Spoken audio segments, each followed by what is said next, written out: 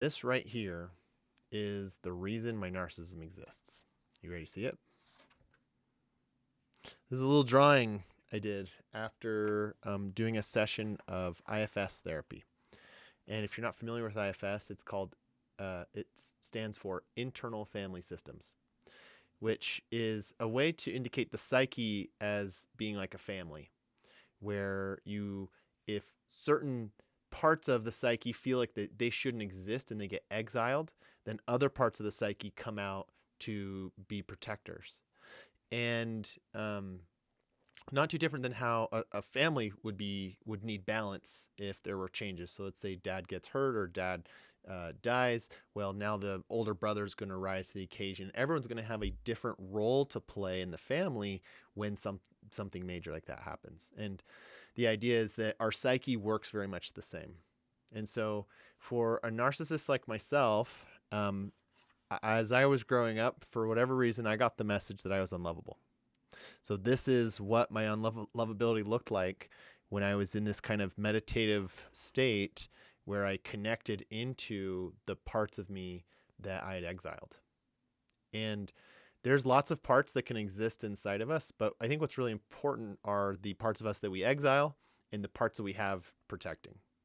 So as a narcissist, there's two major um, parts of me that are the protectors. And this one might look familiar to many people. This is my protector. His name is Bully.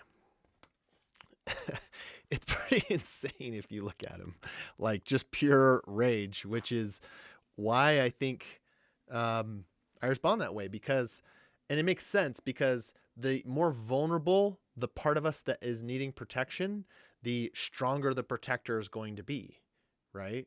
So the fact that this guy's hella vulnerable and this guy's hella intense kind of makes sense from that perspective. Um, so this has been something I've kind of like I saw in an IFS appointment and I've kind of known about, but it hasn't been until recently that it's really been coming alive and that I also came to meet another protector that was pretty impressive. But so recently, I kind of Kira and I both noticed that sex has been something that I've used to try and cope. Like since I was a kid, I used orgasm through masturbation to like cope with whatever was going on around me. And now, um, Kira and I wanted that energy of like, you need to soothe me in sex to not exist. And so we started something where she is the only one who can initiate. And we said, let's do this for 3 months. It kind of felt right. We're 2 months into it. And at first, it was like very intense. I didn't realize how much I was relying on orgasm to make me feel okay with myself, just like feel safe. And I mean, I've done this I don't hundreds of thousands of times through my life as a child. So like this neural pathway is very deeply worn and removing it has been really hard. So not masturbating, not having very much sex because her drive is more responsive. And so she hasn't been initiating very much. And I don't know, it felt very divine. It felt like it was very important for my healing. And it actually has shown me just how much I was relying on these sort of things to soothe me from having to feel this. And it's been kind of a wild ride. And I've gotten to the point where I recognize that this guy doesn't serve me. I recognize that he creates a storyline where he's totally justified to be super angry and to ignite these feelings in me. And I've enabled him to kind of stand down. And what's remaining is just these feelings of like deep sadness, to be honest. And what I came to realize on a recent session is that there's another protector. And it was actually a really interesting session. So she kind of like helps me get into this meditative state. And then she says, let's go talk to unlovability. And I was like trying to get to it. And it was funny because I was like, I can't focus on it. I keep thinking about work, or I keep thinking about like this next project thing, what I have to do right after this. It's weird. And she's like, huh, let's be curious with that. Like, I wonder if there's a protector there that's keeping us from talking to this unlovability piece. And so I kind of sat there and was like, is there anybody there? And I saw in my mind's eye this like vision, this like image of this like really like put together person. And the name that came out was Percy. And I don't know if you remember in Harry Potter, there's Percy, Ron's older brother, who's a prefect, who's a part of like the honors kind of group who helps police the school. Um, and that was a part of me that was trying to keep me from looking at this unlovability piece. And it was kind of bizarre because the more I like sat with it, I was like, this is actually a lot of my narcissism. Like this guy is like what makes me wake up early and like work my ass off and like has this like anxiousness to be productive and to get things done and to look cool and make money and all these things. Like he drives me to work out, and if I haven't worked out enough, I just feel like this anxiousness. If I haven't you know done enough work, I also feel the same thing. And so it was like really mind opening. He's this guy. His hair slicked back. He looks super perfect and on point. And it's like this, that's a picture of me when I took my company public on the New York Stock Exchange. And it's like that version of me that can just be like, I'm so cool. I got my shit together. Look at me.